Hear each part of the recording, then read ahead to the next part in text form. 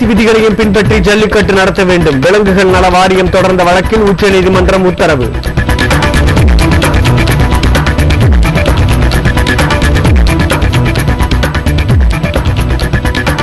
நீரின்றி தவிக்கும் டெல்டா மாவட்டங்கள். வறட்சியால் ஏற்பட்டுள்ள பாதிப்புகள் குறித்த ஆய்வினை தொடங்கினர் உயர்மட்ட குழுவினர்.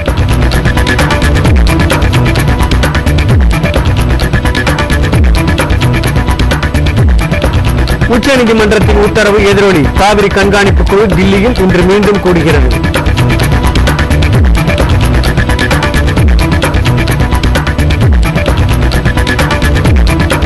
தமிழகம் முழுவதும் திருத்தி அமைக்கப்பட்ட இறுதி வாக்காளர் பட்டியல் வெளியீடு. முறையான ஆவணங்கள் இல்லாததால் சென்னையில் 83,000 வாக்காளர்களின் பெயர் நீக்கம்.